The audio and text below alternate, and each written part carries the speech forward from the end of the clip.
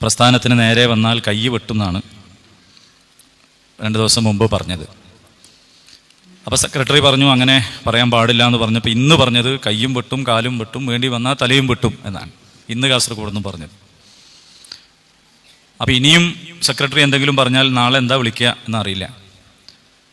അപ്പം നമ്മെ സംബന്ധിച്ചിടത്തോളം പ്രസ്ഥാനത്തിന് നേരെ വന്നാൽ കയ്യും വെട്ടൂല, കാലും വെട്ടൂല, തലയും വെട്ടൂല, നമ്മൾ സംവാദം നടത്തും.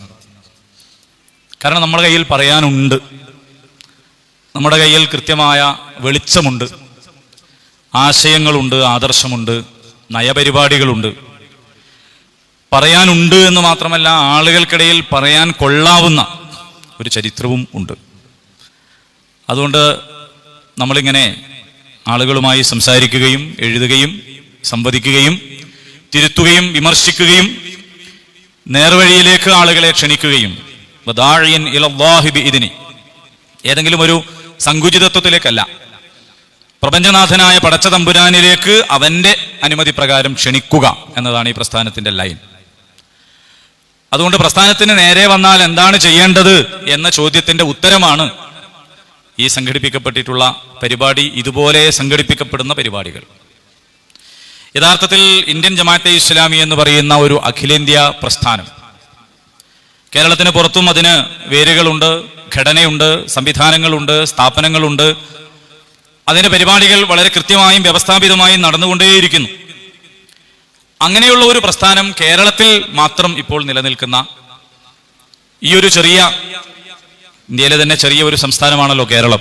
ഈ കേരളത്തിലെ ഒരു ചെറിയ ഭൂപ്രദേശത്ത് നടക്കുന്ന ഇത്തരത്തിലുള്ള വിമർശങ്ങൾ കൊണ്ട് നിശ്ചലമായി പോയേക്കും എന്നതുകൊണ്ടല്ല ഇത്തരത്തിലുള്ള വിശദീകരണങ്ങൾ സംഘടിപ്പിക്കുന്നത്. നേരറിയാൻ, അത് നേരത്തെ തന്നെ അറിയാൻ ഇവിടെയുള്ള പൗരന്മാർക്ക് യഥാർത്ഥത്തിൽ അവകാശമുണ്ട്. ആ അവകാശം നിഷേധിക്കപ്പെട്ടുകൂടാ എന്നതാണ് നമ്മൾ ഇത്തരത്തിലുള്ള പരിപാടികളുമായി വന്നതിൻ്റെ കാര്യം.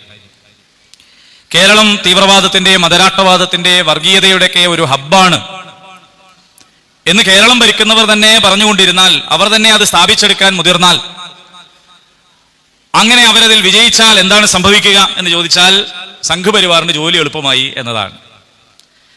കാരണം ഈ കണ്ട തീവ്രവാദത്തെയും മതരാഷ്ട്രവാദത്തെയും വർഗീയതയും ഒക്കെ ചെറുക്കേണ്ടവർ, തടയേണ്ടവർ, അവർക്ക് 10 കൊല്ലമായിട്ട് അതിന് കഴിഞ്ഞിട്ടില്ല.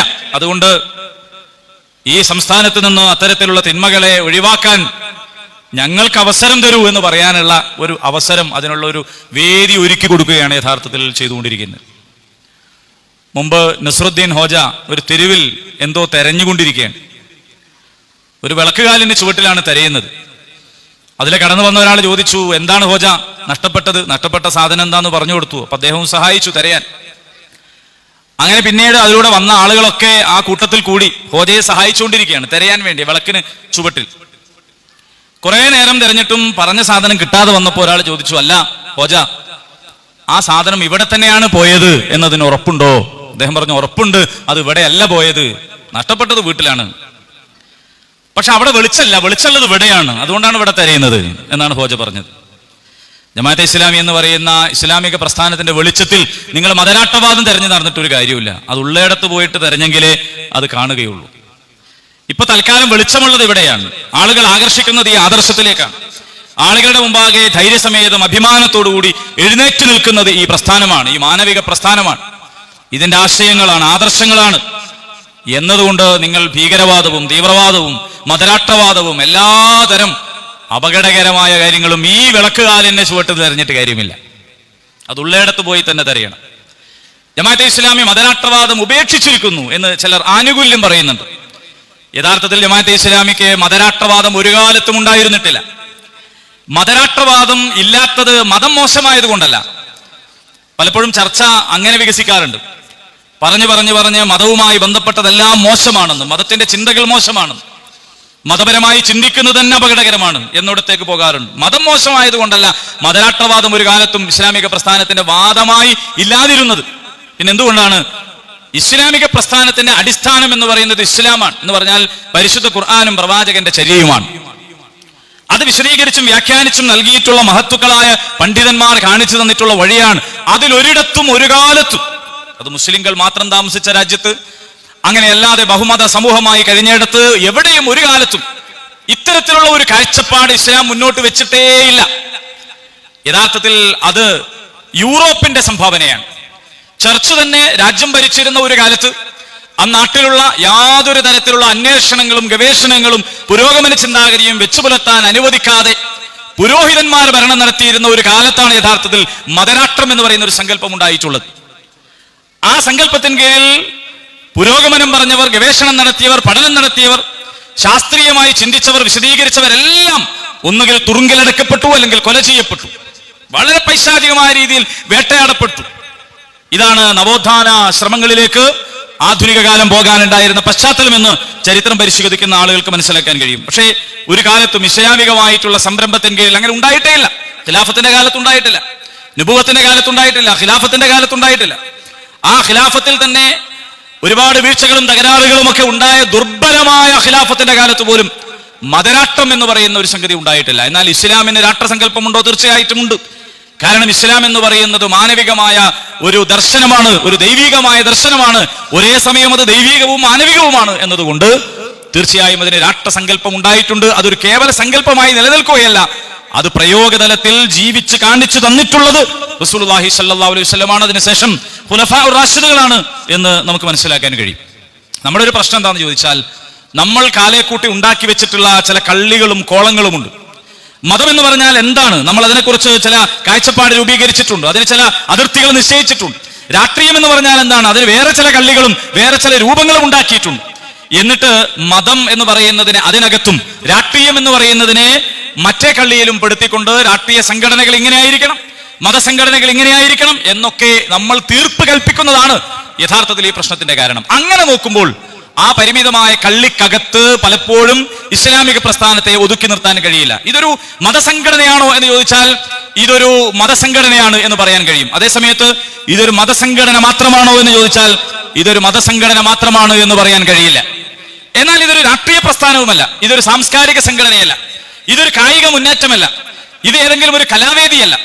ഇത് യഥാർത്ഥത്തിൽ ഇതിനെക്കുറിച്ച് എന്തെങ്കിലും പറയാൻ കഴിയുമെങ്കിൽ ഇതിനെ ഇസ്ലാമിക പ്രസ്ഥാനം എന്നേ പറയാൻ കഴിയൂ. കാരണം ഇസ്ലാം എന്ന് പറയുന്നതും കേവലമായ ഒരു മതമല്ല, ആത്മീയവും ആധ്യാത്മികവുമായ കാര്യങ്ങളെക്കുറിച്ച് മാത്രം സംസാരിക്കുന്ന ഒരു കേവലമായ മതമല്ല ഇത്. ഇതൊരു മതാതീത മതമാണ്. വേണമെങ്കിൽ ഇതിനെ സൂപ്പർ റിലീജിയൻ എന്ന് പറയാൻ കഴിയും. ഒരു മതം എന്ന് പറയുമ്പോൾ നമ്മുടെ മനസ്സിലേക്ക് ഓടി വരുന്ന, മതത്തിന്റെ പ്രവർത്തനങ്ങൾ എന്ന് പറയുമ്പോൾ നമ്മൾ മനസ്സിലാക്കിയിട്ടുള്ള ആ പരിമിതമായ വൃത്തത്തിന്റെ പുറത്തേക്ക് പലപ്പോഴും ഇത് കടന്നു ചെല്ലുന്നത് നമുക്ക് കാണാൻ കഴിയും. അതുകൊണ്ട് ഇസ്ലാം ഒരു കേവല മതമല്ലാത്തത് കൊണ്ട് ഇസ്ലാമിക പ്രസ്ഥാനമായ ജമാഅത്തെ ഇസ്ലാമി ഒരു കേവല മതസംഘടനയല്ല. അതുകൊണ്ടാണ് നാട്ടിൽ നടക്കുന്ന ഓരോ സംഭവഗതികളോടും നമുക്ക് പ്രതികരിക്കാനുള്ളത്, നാട്ടിലെ ഓരോ രാഷ്ട്രീയ വിഷയങ്ങളോട് പ്രതികരിക്കാനുള്ളത്, രാജ്യം അനുഭവിച്ചുകൊണ്ടിരിക്കുന്ന പ്രതിസന്ധികളുടെ മുമ്പാകെ പരിഹാരം നിർദ്ദേശിക്കാനുള്ളത്. അത് ആത്മീയമായ പ്രശ്നങ്ങളാണോ, ആത്മീയത കച്ചവടമാക്കുന്ന വിഷയമാണോ, അതല്ല ഭൗതികമായിട്ടുള്ള ഇടപെടലുകളാണോ, അതല്ലെങ്കിൽ രാഷ്ട്രീയമായ കൊള്ളരായ്മകളാണോ, എവിടെയാണോ ഇതിന് മനുഷ്യ ജീവിതത്തിൽ പുഴുക്കുത്തുകൾ സംഭവിക്കുന്നത്, പരാജയങ്ങളും കാലിടറലുകളും സംഭവിക്കുന്നത്, അവിടങ്ങളിൽ മനുഷ്യനെ സമാധാനത്തിലേക്ക് നയിക്കാൻ ഈ പ്രസ്ഥാനം എഴുന്നേറ്റ് നിന്നിട്ടുണ്ട്. അത് ഇന്നും ഇന്നലെയും സംഭവിച്ചതല്ല. ഈ നിലമ്പൂർ ഉപതെരഞ്ഞെടുപ്പോടുകൂടി ജമാഅത്തെ ഇസ്ലാമി പ്രത്യേകിച്ച് ഒന്നും സംഭവിച്ചിട്ടില്ല. ജമാഅത്തെ ഇസ്ലാമി പുതിയതായി എന്തെങ്കിലും ഒരു കാര്യം ആവിഷ്കരിച്ചത് കൊണ്ടോ ജമാഅത്തെ ഇസ്ലാമിയുടെ ഭരണഘടന തിരുത്തി എഴുതിയത് കൊണ്ടോ അല്ല മുമ്പ് പിന്തുണ സ്വീകരിച്ചപ്പോൾ ആഗോളമായ ഒരു സമീപനമുണ്ട് എന്ന് പറഞ്ഞ, പുകഴ്ത്തിയ, പ്രശംസിച്ച, മുഖപ്രസംഗം എഴുതിയ ആളുകൾ ഇപ്പോൾ അധിക്ഷേപിക്കാൻ തുടങ്ങിയിട്ടുള്ളത്. എന്തുകൊണ്ടാണ് അധിക്ഷേപിക്കാൻ തുടങ്ങിയത് എന്ന് ചോദിച്ചാൽ അത് ജമാഅത്തെ ഇസ്ലാമിക്ക് വന്ന മാറ്റം കൊണ്ടല്ല, അത് ആക്ഷേപിക്കുന്നവർക്ക് തങ്ങളുടെ കാലിനടിയിൽ മണ്ണൊലിച്ചു പോകുന്നു എന്നതിനെ എങ്ങനെ പിടിച്ചു നിർത്താൻ കഴിയുമെന്ന് ആലോചിച്ചപ്പോൾ അവരെത്തിയിട്ടുള്ള ഒരു തെറ്റായ കാഴ്ചപ്പാടിലും വിലയിരുത്തലിലുമാണ് അത് സംഭവിക്കുന്നത് എന്ന് നമുക്ക് മനസ്സിലാക്കാൻ കഴിയും. അതുകൊണ്ട് മതം എന്ന് പറയുന്നത് മനുഷ്യന്റെ സ്വകാര്യ ജീവിതത്തിൽ അവന്റെ പ്രൈവറ്റ് ആയിട്ടുള്ള ഒരു കാര്യമായി ഒതുക്കി നിർത്തണം എന്ന് പറയുന്നതിനോട് നിലമ്പൂർ ഉപതെരഞ്ഞെടുപ്പിന് ശേഷമല്ല, അല്ലെങ്കിൽ കഴിഞ്ഞ ലോക്സഭാ തെരഞ്ഞെടുപ്പിന് ശേഷമല്ല, ജമാഅത്തെ ഇസ്ലാമി എന്ന് പറയുന്ന ഇസ്ലാമിക പ്രസ്ഥാനം ഉണ്ടായ കാലം മുതൽ തന്നെ അങ്ങനെ അതിനൊരു സ്വകാര്യ, ഒരു പ്രൈവറ്റ് പ്രോപ്പർട്ടി ആയിട്ട് ദീനിനെ അടക്കി ഒതുക്കി നിർത്തണം എന്ന കാഴ്ചപ്പാടിനോട് യോജിച്ചിട്ടില്ല. ഇസ്ലാമും യോജിച്ചിട്ടില്ല. ഇസ്ലാം യോജിക്കാത്തത് കൊണ്ടാണ് ഇസ്ലാമിക പ്രസ്ഥാനം യോജിക്കാത്തത്. അല്ലെങ്കിലും നമ്മൾ ആലോചിച്ച് നോക്കുക, ഒരാളുടെ വിശ്വാസം അയാളുടെ മനസ്സിൽ അത് ഒതുക്കി നിർത്തണം എന്ന് പറഞ്ഞാൽ അതെങ്ങനെയാണ് പ്രായോഗികമാവുക? വ്യത്യസ്തമായ വിശ്വാസങ്ങളും ആചാരങ്ങളും ഉണ്ടല്ലോ. ഞാനൊരു 3 വിശ്വാസങ്ങൾ നിങ്ങളുടെ മുമ്പിൽ ഒരു കാര്യം മനസ്സിലാക്കുന്നതിന് വേണ്ടിയിട്ട് പറയാം. ഒരാൾ വിശ്വസിക്കുന്നത് ഈ പ്രപഞ്ചം താനെ ഉണ്ടായതാണ്, എന്നിട്ട് ഈ പ്രപഞ്ചത്തിൽ ഇപ്പോൾ നടക്കുന്നതെല്ലാം യാദൃശ്ചികതകളാണ്. ആളുകൾ ജനിക്കുന്നു, മരിക്കുന്നു, മഴ പെയ്യുന്നു, വെയിലുണ്ടാകുന്നു, ഉരുൾപൊട്ടലുണ്ടാകുന്നു, ഭൂകമ്പം ഉണ്ടാകുന്നു. ഇതെല്ലാം യാദൃശ്ചികമായ സംഭവങ്ങളാണ്. ഇതിനൊന്നും ഒരു പരിണിതിയില്ല. ഈ മരണത്തിന് ശേഷം ഒരു ജീവിതമില്ല, അല്ലെങ്കിൽ കഴിഞ്ഞുപോയ ചരിത്ര പാഠങ്ങളിൽ നമുക്ക് അത്തരത്തിലുള്ള യാതൊന്നും മനസ്സിലാക്കാനില്ല. ഇതൊക്കെ യാദൃശ്ചികതകളാണ് എന്ന് മനസ്സിലാക്കുന്ന ഒരാൾ, അയാളോട് നമ്മൾ പറയാണ്, ഇത് നിങ്ങളുടെ മതസങ്കല്പമാണ്, നിങ്ങളത് മനസ്സിൽ വെക്കണം. ശരി. രണ്ടാമത്തെ ഒരാളുണ്ട്, അയാൾ വിചാരിക്കുന്നത് ഈ ഭൂമിയിൽ ജീവിക്കുന്ന ആളുകളെല്ലാം മുൻപും ഇവിടെ ജനിച്ചവരും ജീവിച്ചവരും മരിച്ചുപോയവരുമാണ്. എന്നിട്ട് അവർ പുനർജനിക്കുകയാണ് ചെയ്യുന്നത്, വീണ്ടും ഭൂമിയിൽ പുനർജനിക്കുന്നു.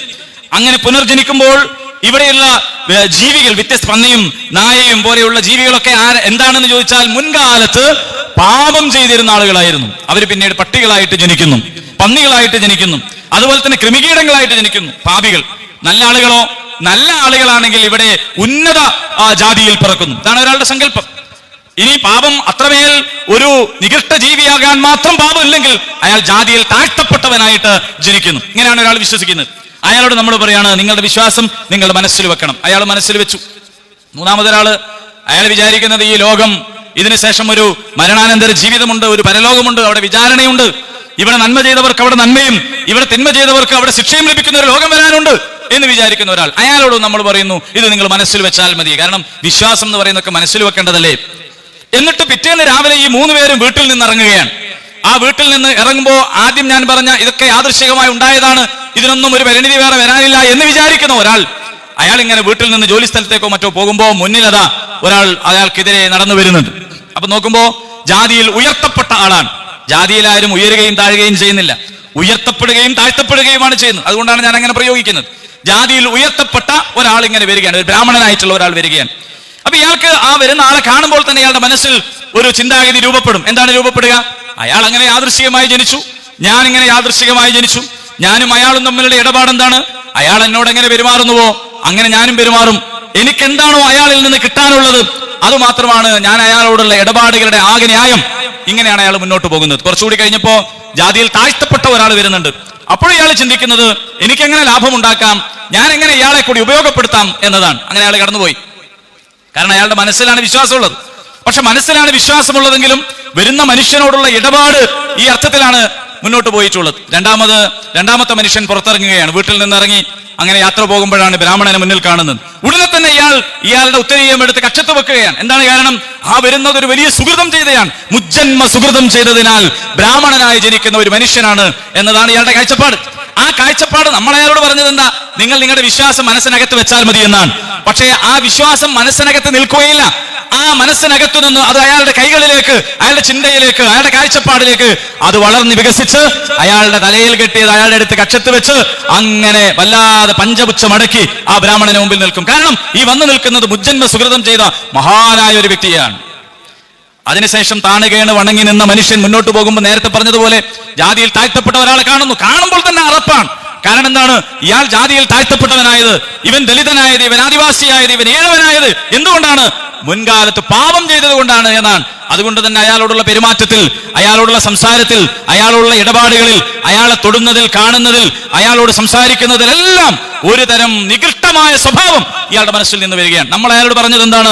വിശ്വാസം മനസ്സിനകത്തേ വെക്കേണ്ടതുള്ളൂ എന്നാണ്. പക്ഷേ വിശ്വാസം അങ്ങനെ മനസ്സിനകത്ത് നിൽക്കുകയില്ല. അത് കയ്യിലേക്കും കാലിലേക്കും ഇടപാടിലേക്കും പെരുമാറ്റത്തിലേക്കും സംസാരത്തിലേക്കും അതങ്ങനെ പടർന്നു പന്തലിച്ചു പോകും. അങ്ങനെ മനുഷ്യനോടുള്ള പെരുമാറ്റത്തിൽ അത് വ്യക്തമായി നമുക്ക് കാണാൻ കഴിയും. മൂന്നാമത്തെ വിശ്വാസി വരുന്നു. അയാളുടെയും മനസ്സിലാണ് വിശ്വാസം. അയാൾ വിശ്വസിക്കുന്നത് ഈ ലോകത്ത് നന്മ ചെയ്താലാണ് നന്മ, ഈ ലോകത്ത് തിന്മ ചെയ്താൽ ശിക്ഷയാണ്. അയാളുടെ മുമ്പിലേക്ക് വരുന്ന ബ്രാഹ്മണനോടും അയാളുടെ മുമ്പിലേക്ക് വരുന്ന ജാതിയിൽ താഴ്ത്തപ്പെട്ടവനോടും ഇന്നാ ഖലഖനാകും മിൻ ദക്കരിൻ വ ഉൻസ, എല്ലാവരെയും ഒരാണിൽ നിന്നും ഒരു പെണ്ണിൽ നിന്നുമാണ് സൃഷ്ടിച്ചത്. അതുകൊണ്ട് ആരെയെങ്കിലും മനുഷ്യന്റെ ഉടമയായോ അല്ലെങ്കിൽ മനുഷ്യരുടെ അടിമയായോ കാണാൻ പാടില്ല എന്ന നീതിബോധമാണ് അയാളെ നയിക്കുക. ഇങ്ങനെയാണ് മനസ്സിനകത്ത് എന്തുണ്ടോ അതാണ് മനുഷ്യന്റെ പ്രവർത്തനത്തിലേക്ക് വ്യാപിക്കുക. അതുകൊണ്ട് നിങ്ങൾ നിങ്ങളുടെ മതത്തെ, നിങ്ങളുടെ വിശ്വാസത്തെ, നിങ്ങളുടെ കാഴ്ചപ്പാടിനെ നിങ്ങളുടെ മനസ്സിനകത്ത് വെക്കണമെന്ന് പറഞ്ഞു കഴിഞ്ഞാൽ അത് പ്രായോഗികമായ ഒരു ഏർപ്പാടല്ല. സഹോദരന്മാരെ, ഇത്തരത്തിലുള്ള പല ചിന്താഗതികളും മനസ്സിനകത്ത് സ്ഥാനം പിടിച്ചത് കൊണ്ടാണ്, ഈ തരത്തിൽ സവർണമായ പല ആശയങ്ങളും മനസ്സിനകത്ത് സ്ഥാനം പിടിച്ചതുകൊണ്ടാണ് വിപ്ലവ പാർട്ടികളുടെയും അടിസ്ഥാന ജനവിഭാഗത്തിന്റെ വിമോചനത്തിന് വേണ്ടി ഉയർക്കൊണ്ട പാർട്ടികളുടെയും നേതാക്കന്മാർ പലപ്പോഴും സംഘപരിവാറിനേക്കാൾ മോശമായി സംസാരിക്കുന്നത്, അവരെക്കാൾ മോശമായി ഇടപെടലുകൾ നടത്തുന്നത്, അവരെക്കാൾ നികൃഷ്ടമായ പദപ്രയോഗങ്ങൾ പ്രയോഗിക്കുന്നത് എന്ന് നമ്മൾ മനസ്സിലാക്കണം. കാരണം മനസ്സിനകത്ത് ഇതുണ്ടാവില്ല. ജമാഅത്തെ ഇസ്ലാമി പറയുന്നത് നിങ്ങളുടെ മനസ്സിനകത്ത് ആദ്യമേ തന്നെ നീതിബോധത്തെ നിങ്ങൾ സ്ഥാപിക്കണം എന്നതാണ്. നിങ്ങളുടെ ആദർശമായിട്ട് മനുഷ്യർക്കിടയിൽ യാതൊരു വ്യത്യസ്തതകളുമില്ല എന്ന സമത്വത്തിന്റെ ഉന്നതമായ ഒരു ബോധത്തെ നിങ്ങൾ നിങ്ങളുടെ മനസ്സിനകത്ത് സൂക്ഷിച്ചു വെക്കണമെന്നാണ്. അതിന് പറയുന്ന പേരാണ് ലാ ഇലാഹ ഇല്ലല്ലാഹ് മുഹമ്മദ് റസൂലുള്ളാഹി എന്നുള്ളത്. ലാ ഇലാഹ ഇല്ലല്ലാഹ് സാക്ഷാൽ ദൈവമല്ലാതെ ഹിന്ദുവിനെയും മുസ്ലിമിനെയും ക്രിസ്ത്യാനിയെയും മതമുള്ളവനെയും ഇല്ലാത്തവനെയും നാസ്തികരെയും അല്ലാത്തവരെയും എല്ലാം സൃഷ്ടിച്ച ഈ പ്രപഞ്ചത്തിന്റെ സംരക്ഷകനായ സാക്ഷാൽ രക്ഷിതാവായ ദൈവമുണ്ടല്ലോ, ആ ദൈവമല്ലാതെ നിങ്ങൾക്ക് തലകുമ്പിടാൻ, വിളിച്ചു പ്രാർത്ഥിക്കാൻ, ആരാധിക്കാൻ, അനുസരിക്കാൻ, ജീവിതം സമർപ്പിക്കാൻ മറ്റൊരു ഇലാഹുമില്ല എന്നുള്ള ആദർശവാക്യമാണ് ജമാഅത്തെ ഇസ്ലാമി ഈ രാജ്യത്തിന്റെ മുമ്പാകെ വെക്കുന്നത്. ഈ രാജ്യത്ത് ജീവിക്കുന്ന എല്ലാവരുടെയും ആദർശം അതായിക്കൊള്ളണമെന്ന് നമുക്ക് യാതൊരു നിർബന്ധ ബുദ്ധിയുമില്ല. നമുക്കെന്തുകൊണ്ടാണ് നിർബന്ധ ബുദ്ധി ഇല്ലാത്തത് എന്ന് ചോദിച്ചാൽ നാം മുന്നോട്ട് വെക്കുന്ന ഇസ്ലാമിന് ആ നിർബന്ധ ബുദ്ധിയില്ല എന്നതുകൊണ്ടാണ്. ലാ ഇക്റാഹ ഫിദ്ദീൻ, ദീനിൽ യാതൊരു നിർബന്ധവുമില്ല. പക്ഷെ നിങ്ങൾ വിളിക്കണം ആളുകളെ, നിങ്ങൾ അള്ളാഹുവിന്റെ മാർഗത്തിലേക്ക് ആളുകളെ നിങ്ങൾ ക്ഷണിക്കണം. എന്തുകൊണ്ട് ക്ഷണിക്കണം? വല്ലാഹു യദ്ഉ ഇലാ ദാരിസ്സലാം, അള്ളാഹു യഥാർത്ഥത്തിൽ ക്ഷണിക്കുന്നത് സമാധാനത്തിന്റെ ഭവനത്തിലേക്കാണ്, സമാധാനത്തിന്റെ അവസ്ഥയിലേക്കാണ്, നിർഭയത്വത്തിന്റെ അവസ്ഥയിലേക്കാണ്. നിങ്ങൾ ലാ ഇലാഹ ഇല്ലല്ലാഹ് അംഗീകരിച്ചു കഴിഞ്ഞാൽ സംഭവിക്കാനിരിക്കുന്നത് എന്താണെന്നറിയുമോ? മനുഷ്യർ തമ്മിലുള്ള ഉച്ചനീചത്വങ്ങൾ അവസാനിച്ചു പോവുക എന്നതാണ്. ജാതിപരമായ ഉച്ചനീചത്വങ്ങൾ ഇല്ലാതാവും എന്നുള്ളതാണ്. ദേശീയതയുടെയും വംശീയതയുടെയും വർഗീയതയുടെയും അത്തരത്തിലുള്ള എല്ലാ സങ്കുചിതത്വങ്ങളിൽ നിന്നും പക്ഷപാതിത്വങ്ങളിൽ നിന്നും മനുഷ്യന് മോചിതമാവാൻ സാധിക്കുമെന്നുള്ളതാണ് ലാ ഇലാഹ ഇല്ലല്ലാഹ് എന്നതിലേക്ക് മനുഷ്യൻ കടന്നു വന്നാൽ സംഭവിക്കുക. അത് മദീനയിൽ കണ്ടതാണ്, അത് മക്കയിൽ ആരംഭിച്ചതാണ്, അത് മദീനയിൽ പ്രാവർത്തികമാക്കിയതാണ്, അതിന്റെ പൂർത്തീകരണം നടന്നതാണ്. ആ വഴിയിൽ ചരിത്രം ഒരുപാട് മുന്നോട്ട് പോയതാണ്. ഇപ്പോഴും ആ ശോഭന ചിത്രങ്ങൾ അഭിമാനപൂർവ്വം ചരിത്രത്തിൽ നിന്ന് നമുക്ക് വായിച്ചെടുക്കാൻ കഴിയുന്നതാണ്. അതുകൊണ്ട് നിങ്ങൾ ലാ ഇലാഹ ഇല്ലല്ലാഹ് എന്ന ആദർശം ഈ രാജ്യത്തുള്ള ജനങ്ങളോട് അവരാരായിക്കൊള്ളട്ടെ, ഹിന്ദുവോ മുസ്ലിമോ ക്രിസ്ത്യാനിയോ ആരായിക്കൊള്ളട്ടെ, അവരുടെ മുമ്പാകെ ആദർശത്തെ പ്രബോധനം ചെയ്യുക എന്നതാണ് ജമാഅത്തെ ഇസ്ലാമി പറയുന്നത്. ഇത്രയും കാലമായിട്ട്, പതിറ്റാണ്ടുകളായിട്ട് ഈ രാജ്യത്ത് ജമാഅത്തെ ഇസ്ലാമി ചെയ്തുകൊണ്ടിരിക്കുന്നതും അതാണ്. പക്ഷേ ലാ ഇലാഹ ഇല്ലല്ലാഹ് അംഗീകരിക്കാത്ത ഒരാളോടുള്ള നമ്മുടെ പെരുമാറ്റം എന്താണ്? അത് നമ്മുടെ പ്രബോധിതരാണ് എന്ന കാഴ്ചപ്പാടാണ്. അവരോട് നമുക്ക് സ്നേഹവും ഗുണകാംക്ഷയുമാണ്. അവരെ നമ്മൾ നാളെ ഈ ആദർശത്തിന്റെ സുഖശീതളിമയിലേക്ക് കൊണ്ടുവരണമെന്ന മോഹത്തോടെ, താല്പര്യത്തോടെ, പ്രതീക്ഷയോടുകൂടി ആണ് അവരെ സമീപിക്കുക. അതുകൊണ്ട് നമുക്ക് അവരോട് ദയയാണ്, അവരോട് നമുക്ക് കാരുണ്യമാണ്, അവരോട് നമുക്ക് സ്നേഹമാണ്. ആ പ്രബോധിതരോടുള്ള അടങ്ങാത്ത ഗുണകാംക്ഷയുടെ പേരിൽ പ്രവാചകന്റെ ഹൃദയം തപിച്ച സന്ദർഭത്തിൽ അള്ളാഹു തന്നെയാണ് പറഞ്ഞത്, അല്ലയോ തിരുദൂതരെ, അങ്ങയെ സ്വയം നശിപ്പിക്കുമാർ അവസ്ഥയിലെത്തിയിരിക്കുന്നു, അത്ര വേണ്ടതില്ല എന്ന് അല്പമൊന്ന് തിരിതാഴ്ത്തണമെന്ന് പറഞ്ഞതാണ് ഖുർആനിൽ നമുക്ക് കാണാൻ കഴിയുന്നത്. അതുകൊണ്ട് നമ്മെ സംബന്ധിച്ചിടത്തോളം നമ്മുടെ ആദർശവാക്യം എന്ന് പറയുന്നത് ലാ ഇലാഹ ഇല്ലല്ലാഹ് എന്നതാണ്.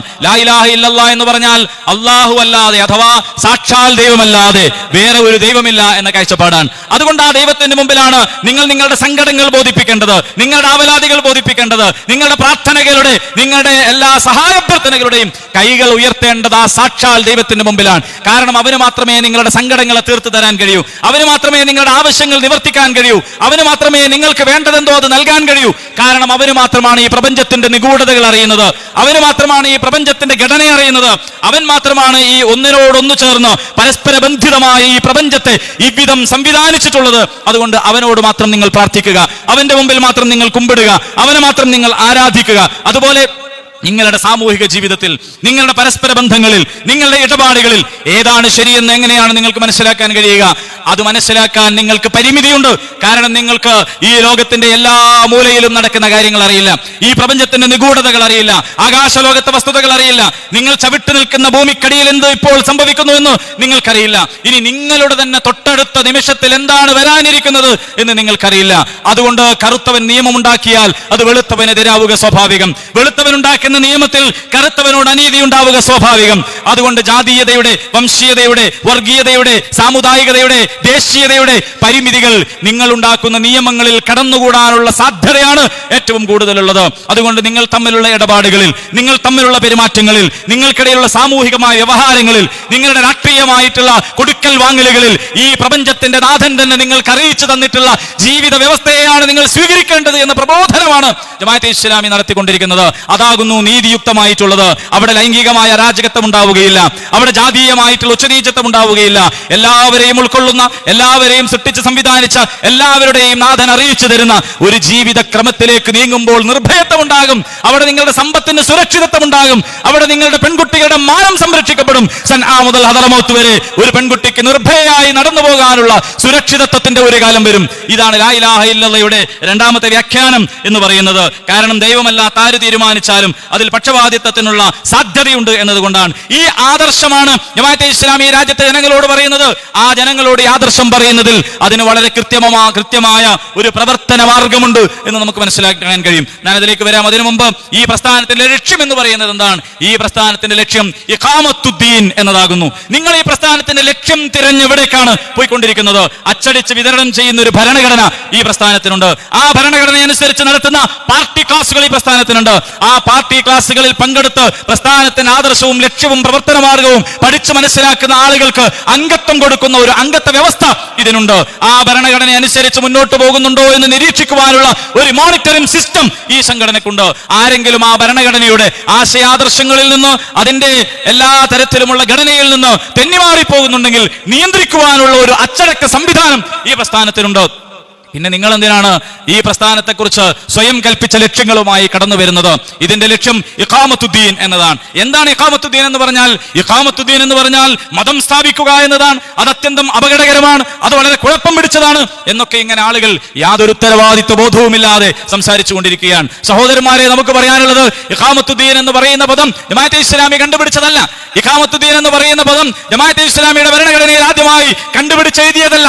ഇത് വിശുദ്ധ ഖുർആനിലെ സൂറത്ത് ശൂറ 13-ാമത്തെ ആയത്തിൽ നിന്നെടുത്ത പദമാണ്. ഇത് പ്രവാചകന്മാരുടെ എല്ലാം ലക്ഷ്യമായിട്ട് പരിശുദ്ധ ഖുർആൻ പ്രഖ്യാപിച്ചിട്ടുള്ളതാണ്. ഇഖാമത്തുദ്ദീൻ അപകടകരമാണ് എന്ന് നിങ്ങൾ പറഞ്ഞാൽ അതിന്റെ വിശദീകരണം അബ്രഹാം പ്രവാചകൻ അപകടകാരിയാണ് എന്നതാണ്. കാരണം ഇബ്രാഹിം നബിയുടെ ലക്ഷ്യമായിട്ട് ഖുർആൻ പറഞ്ഞതാണ് ഇഖാമത്തുദ്ദീൻ എന്ന് പറയുന്നത്.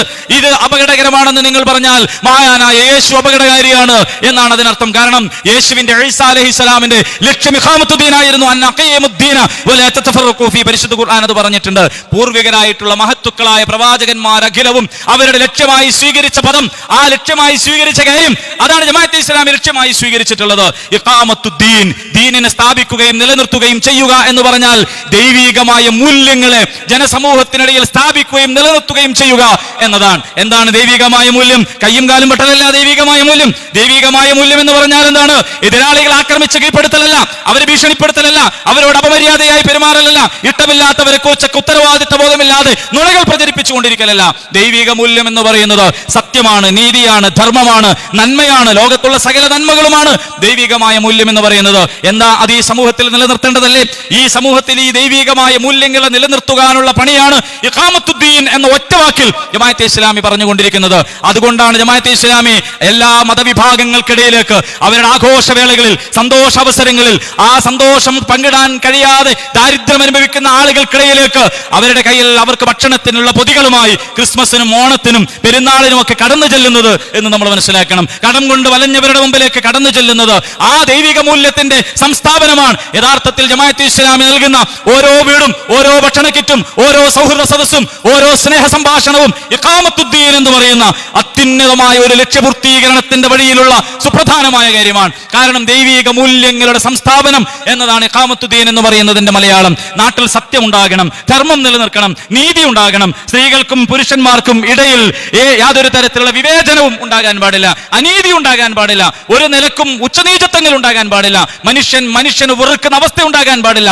ജാതിയുടെ, മതത്തിന്റെ, വർഗത്തിന്റെ, വർണ്ണത്തിന്റെ എല്ലാ വിലാസങ്ങളുടെയും മുമ്പ് മനുഷ്യൻ എന്നതാണ് നമ്മുടെ ഒന്നാമത്തെ വിലാസമെന്ന്, ആദിമ മനുഷ്യന്റെ ആ ചോരയാണ് ഈ ലോകത്തുള്ള സകല മനുഷ്യരുമെന്ന ആ ചിന്താഗതി, ആ കാഴ്ചപ്പാട്, ആ മാനവികത അത് ഈ രാജ്യത്ത് നിലനിർത്തുക, അതിനെ സംസ്ഥാപിക്കുക, അതിനെ നിലനിർത്തുക എന്നതാണ് ഇഖാമത്തുദ്ദീൻ എന്ന് പറഞ്ഞാൽ. നിങ്ങൾ ആലോചിച്ചു നോക്കൂ, ഇത് ഈ രാജ്യത്ത് ആവശ്യമുള്ള കാര്യമല്ലേ? ഇന്നും ഇന്ത്യ തിളങ്ങുന്നു എന്ന് പറയുമ്പോൾ, ഇന്ത്യ ഒന്നാം ലോകത്തോട് കിടപിടിക്കുന്ന അവസ്ഥയുണ്ട് എന്ന് പറയുമ്പോൾ, പട്ടിണിക്കോലങ്ങളായി ഈ രാജ്യത്ത് ജീവിക്കാൻ കഴിയാത്ത എത്രയെത്ര പതിനായിരക്കണക്കിന് ജനങ്ങളാണുള്ളത് എന്ന് നിങ്ങൾ ആലോചിച്ച് നോക്കുക. താമസിക്കാൻ കൂരയില്ലാത്തവർ, ഒരു നേരത്തെ ഭക്ഷണത്തിന് പ്രയാസപ്പെടുന്ന ആളുകൾ, ചികിത്സിക്കാൻ പണമില്ലാത്തതിന്റെ പേരിൽ മരണത്തിന് കീഴടങ്ങേണ്ടി വരുന്ന ആളുകൾ ഈ രാജ്യത്ത് തന്നെ എത്ര ആയിരങ്ങളാണ്, എത്ര പതിനായിരങ്ങളാണുള്ളത്. അവർക്കിടയിൽ മാനുഷികത്വത്തിന്റെ, മനുഷ്യ സമത്വത്തിന്റെ, ഐശ്വര്യത്തിന്റെ, സുഭിക്ഷതയുടെ, സമാധാനത്തിന്റെ നല്ല നാളെ നടപ്പിലാക്കുക എന്ന പണിയാണ് ഇഖാമത്തുദ്ദീൻ എന്ന് പറയുന്നത്. അതെല്ലാ മേഖലയിലും അങ്ങനെയാണ്. ആത്മീയമായ ആധ്യാത്മികമായ ദാരിദ്ര്യമുള്ളയിടത്ത് നമ്മൾ അവിടെ ആത്മീയതയുമായി കടന്നു ചെല്ലും. നമ്മുടെ മുമ്പിൽ ഭക്ഷണത്തിന് പ്രയാസപ്പെടുന്നവരുടെ അടുത്ത് നമ്മൾ ഭക്ഷണമായിട്ട് കടന്നു ചെല്ലും. സുരക്ഷിതത്വത്തിന്റെ ഭീഷണി അനുഭവിക്കുന്നിടത്ത് സുരക്ഷിതത്വത്തിന്റെ വർത്തമാനമായിട്ട് നമ്മൾ കടന്നു ചെല്ലും. സൗഹാർദ്ദത്തിന് വിഘാതം ഉണ്ടാകുന്നിടത്ത് നമ്മൾ സൗഹാർദ്ദത്തിന് വേണ്ടി കാവലിരിക്കും. ഇതാണ് ഇഖാമത്തുദ്ദീൻ എന്ന് പറയുന്നത്. അത് ഈ പ്രസ്ഥാനത്തിന്റെ ലക്ഷ്യമാണ്. അത് ലക്ഷ്യമാണെന്ന് ഭരണഘടനയിൽ എഴുതി വെക്കുക മാത്രമല്ല, അതിനുവേണ്ടി അഹോരാത്രം രാപ്പകൽ ഭേദമന്യേ ഈ പ്രസ്ഥാനം പ്രവർത്തിച്ചുകൊണ്ടിരിക്കുകയാണ്. കുറഞ്ഞ ആളുകളാണ് ഈ പ്രസ്ഥാനത്തിലുള്ളത്. ഈ പ്രസ്ഥാനത്തിന്റെ ഘടകങ്ങൾ കുറവാണ്, ഇതിന്റെ അംഗങ്ങൾ കുറവാണ്, ഇതിന്റെ മനുഷ്യശേഷി കുറവാണ്, ഇതിന്റെ കയ്യിലുള്ള പണം കുറവാണ്. എന്നിട്ട് പോലും ഇന്ത്യ രാജ്യത്ത് പട്ടിണി കിടക്കുന്ന സകല മനുഷ്യരുടെയും പക്കലേക്ക് ഈ പ്രസ്ഥാനത്തിന്റെ ആളുകൾക്ക് കടന്നു ചെല്ലാൻ കഴിഞ്ഞിട്ടുണ്ടെങ്കിൽ, ഈ പ്രസ്ഥാനത്തിന് ആൾബലം വർദ്ധിച്ചാൽ, ഈ പ്രസ്ഥാനത്തിന് സാമ്പത്തിക ശേഷി വർദ്ധിച്ചാൽ, ഈ പ്രസ്ഥാനത്തിലേക്ക് ഇനിയും ഘടകങ്ങളും ഈ പ്രസ്ഥാനത്തിലേക്ക് വിഭവങ്ങളും കടന്നു വന്നാൽ, ഈ രാജ്യത്ത് കാശ്മീർ മുതൽ കന്യാകുമാരി വരെ കട്ടപ്പെടുന്ന ഒരു പെൺകുട്ടിയുമില്ലാത്ത, ദാരിദ്ര്യം അനുഭവിക്കുന്ന ഒരാളുമില്ലാത്ത ഒരു നല്ല ലോകം വരണം. അങ്ങനെ വരാനുള്ള ആഗ്രഹമാണ് ഞങ്ങളുടെ ലക്ഷ്യം എന്ന് പറയുന്നത്. ആ ലക്ഷ്യത്തോട് സംവദിക്കാൻ നിങ്ങൾക്ക് കഴിയുമെങ്കിൽ നിങ്ങൾ വരിക. എന്നിട്ട് ഏത് സമഗ്രാധിപത്യത്തെയാണ് നിങ്ങൾ പ്രതിനിധീകരിക്കുന്നത് എന്ന് നിങ്ങൾ ജനങ്ങളുടെ മുമ്പാകെ തുറന്നു പറയുക. എന്നിട്ട് വൈരുദ്ധ്യാധിഷ്ഠിത ഭൗതികവാദത്തിന് എന്താണ് ലോകത്ത് സംഭവിച്ചത് എന്നതിനെ കുറിച്ച് നിങ്ങൾ ചർച്ചയ്ക്ക് വരിക.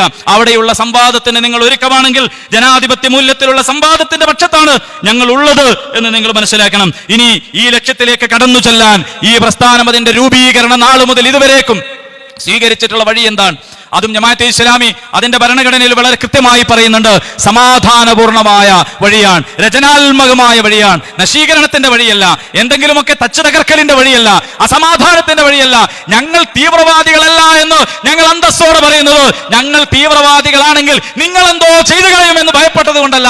അത്തരം ഒരു തീവ്രപരമായ നിലപാട് ഞങ്ങൾ വിശ്വസിക്കുന്ന ഉടയതമ്പുരാൻ അനുവദിച്ചു തരുന്നില്ല എന്നതുകൊണ്ടാണ്, ലോകത്തിന്റെ ദൈവം അനുവദിച്ചു തരുന്നില്ല എന്നതുകൊണ്ടാണ്, ഞങ്ങൾ വിശ്വസിക്കുന്ന ആദർശം അത് അംഗീകരിക്കുന്നില്ല എന്നതുകൊണ്ടാണ്. ഈ പ്രസ്ഥാനത്തിന്റെ സ്ഥാപകനായ സയ്യിദ് അബുൽ അല മൗദൂദിയോട് തീവ്രവാദപരമായിട്ടുള്ള പ്രവർത്തനങ്ങളെ സംബന്ധിച്ച് ചോദിച്ചപ്പോ അന്ന് തന്നെ അല്പം പോലും ആലോചിച്ചു നിൽക്കാതെ യാതൊരു പഴുതുമില്ലാത്ത വിധം അതിനെ വളരെ കൃത്യമായി തന്നെ പറഞ്ഞു വെച്ചിട്ടുണ്ട്. തീവ്രത നമ്മുടെ നയമല്ല, തീവ്രത നമ്മുടെ സമീപനമല്ല, തീവ്രത നമ്മുടെ മാർഗമല്ല എന്ന് തീരുമാനിച്ച പ്രസ്ഥാനമാണ്. ഇനി ഈ രാജ്യത്തിന്റെ എല്ലാ സംവിധാനങ്ങളും ഒരു തീവ്രവാദത്തിന് അനുകൂലമായ സാഹചര്യം ഉണ്ടായാൽ പോലും ഇസ്ലാമിക പ്രസ്ഥാനത്തെ സംബന്ധിച്ചിടത്തോളം നമ്മുടെ ലൈൻ അതല്ല. അതുകൊണ്ട് സമാധാനത്തിന് കാരണം എന്താണ്? നമ്മൾ ആഗ്രഹിക്കുന്നത് കയ്യിലും കാലിലും ഉണ്ടാകേണ്ടുന്ന മാറ്റത്തെ കുറിച്ചല്ല, നമ്മൾ ആലോചിക്കുന്നത് മനസ്സിനകത്തുള്ള മാറ്റമാണ്. മനസ്സിനകത്തുള്ള മാറ്റം ഉണ്ടാവുക എങ്ങനെയാണ്? ആയുധ ശക്തിയിൽ മനസ്സിനകത്ത് മാറ്റമുണ്ടാക്കാൻ കഴിയില്ല. ഭീഷണി കൊണ്ട് മനസ്സുകളെ മാറ്റാൻ കഴിയില്ല, ഭീഷണി കൊണ്ട് ചിന്താഗതികളെ മാറ്റാൻ കഴിയുകയില്ല, ഭീഷണി കൊണ്ട് ഒരാളുടെ ആദർശത്തിൽ മാറ്റം വരുത്താൻ കഴിയുകയില്ല. പിന്നെന്താണ് വേണ്ടത്? സമാധാനപരമായ വഴിയിലൂടെ. നിങ്ങൾ ജീവിക്കുന്ന ഈ ഭൂമി ഉണ്ടല്ലോ, അത് താനെ ഉണ്ടായതല്ല, ഇതിന്റെ പിന്നിൽ ഒരു സൃഷ്ടാവുണ്ട്. ആ സൃഷ്ടാവ് ഈ ഭൂമിയെ സൃഷ്ടിച്ചിട്ടുണ്ട്, ഇതിലുള്ള എല്ലാ ഘടകങ്ങളും അവൻ തന്നെ സംവിധാനിച്ചിട്ടുണ്ട്, ഇതിന് മേലാപ്പാക്കി ആകാശത്ത് വെച്ചിട്ടുണ്ട്, അവിടെയും ഒരുപാട് സംവിധാനങ്ങളുണ്ട്. ഈ ഭൂമിയിൽ ആണും പെണ്ണും ജനിക്കുന്നത്, ജീവിക്കുന്നത്, അവരുടെ ആയുസ് ഒടുങ്ങുന്നത് സകലതും ഈ പ്രപഞ്ചനാഥന്റെ അറിവിലും അവന്റെ തീരുമാനത്തിലുമാണ്. അങ്ങനെയാണെങ്കിൽ അലാലഹുൽ ഖൽഖ് വൽ അംർ, ആ പടച്ചതമ്പുരാനും സൃഷ്ടാവും ജഗന്നിയന്താവുമായ ആ പടച്ചതമ്പുരാന്റെ ജീവിതക്രമവും വ്യവസ്ഥയും നിങ്ങൾ അംഗീകരിക്കുകയല്ലേ ന്യായമെന്ന് ചോദിക്കണമെങ്കിൽ നാട്ടിൽ സമാധാനം ഉണ്ടാകണം, ആളുകൾക്ക് ചിന്തിക്കാൻ അവസരം ഉണ്ടാകണം, ആളുകൾക്ക് ബുദ്ധി ഉപയോഗിക്കുവാനുള്ള സാവകാശം കിട്ടണം. അഥവാ ഒരു സമാധാന അന്തരീക്ഷത്തിൽ മാത്രം വിളയുന്നതും സമാധാന അന്തരീക്ഷത്തിൽ മാത്രം പുഷ്പിക്കുന്നതും കായ്ക്കുന്നതുമായ ഒരു ആദർശമാണ് ഞങ്ങളുടെ കയ്യിലുള്ളത് എന്നതുകൊണ്ടാണ് ഞങ്ങൾ തീവ്രപരമായ നിലപാട് സ്വീകരിക്കാത്തത്. അതല്ലാതെ നിങ്ങൾ ഞങ്ങളെ തീവ്രവാദികളെന്ന് വിളിച്ചു കളയുമെന്ന് ഭയപ്പെട്ടത് കൊണ്ടല്ല, നിങ്ങൾ ഞങ്ങളെ തീവ്രവാദികളുടെ പട്ടികയിൽ പെടുത്തിക്കളയുമെന്ന് ഭയപ്പെട്ടത് കൊണ്ടല്ല. ഈ പ്രസ്ഥാനമുണ്ടായി നാളിതുവരെ എന്തെല്ലാം പട്ടികകളാണ് നിങ്ങൾ ഉണ്ടാക്കിയിട്ടുള്ളത്, എന്തെല്ലാം പേരുകളാണ് നിങ്ങൾ വിളിച്ചിട്ടുള്ളത്. യഥാർത്ഥത്തിൽ ആരോഗ്യകരമായ സംവാദം നടത്താൻ സാധ്യമല്ലാതെ വരുന്ന ഓരോ ഘട്ടത്തിലും നിങ്ങൾ ചെയ്തുകൊണ്ടിരുന്ന പണിയതാണ്. പക്ഷേ ജമാഅത്തെ ഇസ്ലാമി നിർമ്മാണാത്മകമായ വഴിയാണ്, രചനാത്മകമായ വഴിയാണ്, സാഹിത്യത്തിന്റെ വഴിയാണ്, സംവാദത്തിന്റെ വഴിയാണ്, സംസാരത്തിന്റെ വഴിയാണ്, ഇടപഴകലുകളിലുള്ള പോസിറ്റീവായിട്ടുള്ള ആശയങ്ങൾ കൈമാറുന്നതിന്റെ വഴിയാണ്, സ്ഥാപനങ്ങൾ ഉണ്ടാക്കുന്ന വഴിയാണ്, പത്രപ്രസിദ്ധീകരണങ്ങൾ ഉണ്ടാക്കുന്ന വഴിയാണ്. ആ സ്ഥാപനങ്ങളിലൂടെയെല്ലാം ഈ സമാധാനത്തിന്റെ സന്ദേശം പ്രചരിപ്പിക്കുന്ന വഴിയിലാണ് നമ്മൾ പോയിക്കൊണ്ടിരിക്കുന്നത്. സഹോദരന്മാരെ, ജമാഅത്തെ ഇസ്ലാമിയുടെ സ്ഥാപനത്തിലും ജമാഅത്തെ ഇസ്ലാമിയുടെ പ്രസിദ്ധീകരണത്തിലും മുസ്ലിം അല്ലാത്തവർക്ക് വലിയ വിലയാണ് എന്നതിനെ പോസിറ്റീവായിട്ട് ഞാൻ അംഗീകരിക്കുകയാണ്. അതെ, ഞങ്ങളുടെ ജീവിതത്തിൽ, ഞങ്ങളുടെ പ്രബോധിത സമൂഹത്തിലെ ഓരോരുത്തർക്കും ഞങ്ങളുടെ ജീവനേക്കാൾ വിലയാണ് ഞങ്ങൾ കൽപ്പിക്കുന്നത്. നിങ്ങൾക്ക് ആ വില നിശ്ചയിക്കാൻ കഴിയില്ല. നിങ്ങൾക്കതിന്റെ യാഥാർത്ഥ്യം തിരിച്ചറിയാൻ പോലും സാധ്യമല്ല. നിങ്ങൾക്കത് ഉൾക്കൊള്ളാനുള്ള ശേഷി പോലുമില്ല. നിങ്ങൾക്കത് ഉൾക്കൊള്ളാനുള്ള ആശയപരമായ പ്രത്യയശാസ്ത്രപരമായ കരുത്ത് ഇനിയും നേടിയെടുത്തിട്ട് വേണം. പക്ഷെ അതിന് നിങ്ങൾക്ക് സാധ്യമല്ല.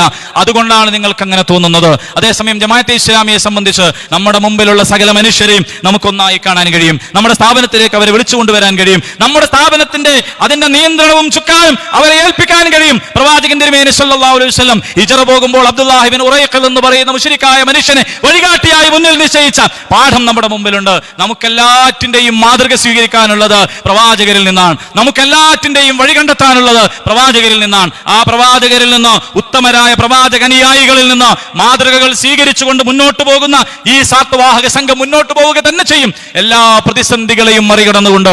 കാരണം ചരിത്രത്തിൽ കടന്നുപോയ ആളുകൾ നമുക്കതിനാണ് മാതൃക. ഒരു കാലത്തും ഏതെങ്കിലും മതപാഠശാലകൾക്കകത്തോ ആത്മീയമായ കേന്ദ്രങ്ങൾക്കകത്തോ ഏതെങ്കിലുമൊക്കെ ദിക്ർഗാഹുകൾക്കകത്തോ ജീവിതം ഹോമിച്ച് നശിച്ച് അങ്ങനെ അവസാനിച്ചു പോയതല്ല കഴിഞ്ഞുപോയ ചരിത്ര പുരുഷന്മാരുടെ ചരിത്രം എന്ന് പറയുന്നത്. കേരളത്തിൽ തന്നെ എന്താണ് സംഭവിച്ചത് എന്ന് നമുക്കറിയാം. ബ്രിട്ടീഷ് ആധിപത്യത്തോട്, സാമ്രാജ്യത്വത്തോട് പടവരുതാൻ മിമ്പറുകളിൽ നിന്ന് ആഹ്വാനം നടത്തിയിരുന്ന മഹത്തുക്കളുടെ നാടാണ് കേരളം എന്ന് പറയുന്നത്. ഒരു വേള കേരളത്തിൽ ഇടതുപക്ഷത്തിന് പോലും സ്ഥാനം ലഭിച്ചത് എങ്ങനെയെന്ന് ചോദിച്ചാൽ ഇസ്ലാമിക പണ്ഡിതന്മാർ മണ്ണൊരുക്കിയ സാമ്രാജ്യത്വ വിരുദ്ധതയുടെ ആ ഫലം കൊയ്തെടുത്തുകൊണ്ടാണ് കേരളത്തിൽ ഇടതുപക്ഷം പോലും അതിന്റെ പ്രവർത്തനങ്ങളുമായി മുന്നോട്ട് പോയത്. നിങ്ങൾ ഇന്ത്യയെ മൊത്തമായി എടുത്തു നോക്കുക. ഇതേ പ്രവർത്തനം പിന്നെ ബംഗാളിലാണ്.